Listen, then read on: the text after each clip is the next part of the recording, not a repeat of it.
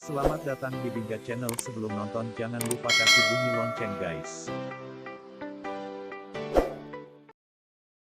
Tribun Papua.com, Jayapura. Persipura Jayapura akhirnya mengakhiri laga kontra Persela Lamongan dengan skor akhir 1-1 secara dramatis dalam lanjutan Liga 1 2021, Kamis, tanggal 6 Januari tahun 2022.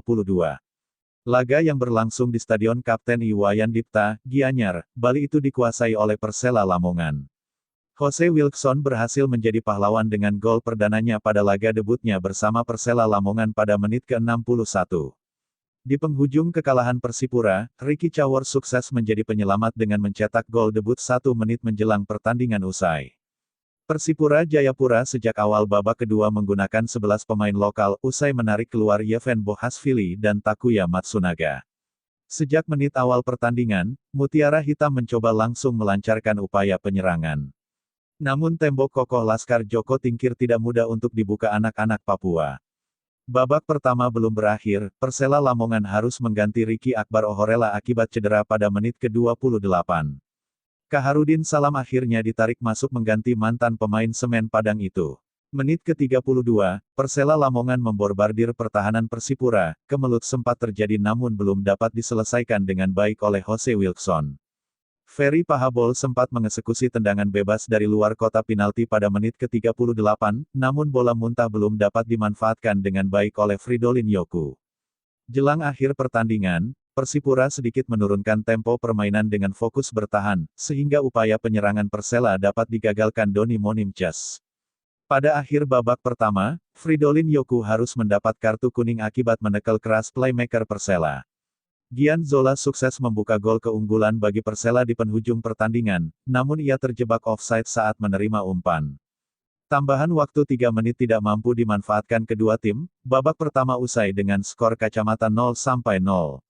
Usai turun minum, kedua tim kembali melancarkan permainan terbuka dengan memanfaatkan lebar lapangan. Jose Wilkson hampir menjadi pembeda di menit ke-50, dengan melepaskan tendangan voli usai mendapatkan umpan emas dari luar kotak 16. Sayang, bola hasil eksekusinya masih tipis di atas gawang Fitrul Dwi Rustapa. Menit ke-52, Takuya Matsunaga dihadiahi kartu kuning akibat melanggar keras Guilherme Batata. Yeven Bohasvili dan Takuya Matsunaga akhirnya ditarik keluar demi memasukkan Elisa Basna dan Ricky Cawor. Dengan demikian Persipura memainkan babak kedua tanpa pemain asing. Ricky Cawor hampir saja membuka keunggulan Persipura pada menit ke-60, sayang tinggal berhadapan dengan kiper lawan, tendangan pemuda Merauke itu masih terlalu lemah. Jose Wilkson akhirnya berhasil memberikan gol di laga debutnya bersama Persela Lamongan pada menit ke-61.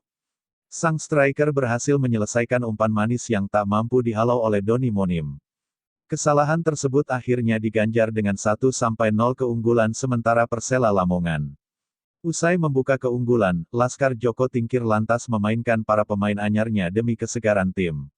Nerius Alom ditarik masuk untuk menghadapi sang kakak Nelson Alom pada klub lawan. Persipura Jayapura bukannya tanpa peluang, masuknya Ricky Cawor pada lini serang Mutiara Hitam juga sukses menobrak-abrik pertahanan lawan. Namun penyelesaian akhir yang belum sempurna membuat Mutiara Hitam belum mampu menyamai kedudukan hingga 10 menit akhir laga. Theo Numberi dan Alphonse Migao akhirnya juga ditarik masuk Alfredo Vera demi menambah amunisi Persipura. Sayangnya, sejumlah rotasi yang lakukan Mutiara Hitam tak mampu mengejar ketertinggalan hingga penghujung laga. Tambahan waktu 6 menit, sempat terjadi kemelut di depan mulut gawang Persela. Ricky Cawor akhirnya berhasil mencetak gol penyelamat. Top skorer PON Papua itu sukses mengeluarkan Persipura dari ketertinggalan pada menit ke-95 pada laga debut. Wasit akhirnya meniup peluit akhir pertandingan dengan hasil imbang Persela 1-1. Terima kasih atas menontonnya. Mohon share ke teman-teman lainnya. God bless you.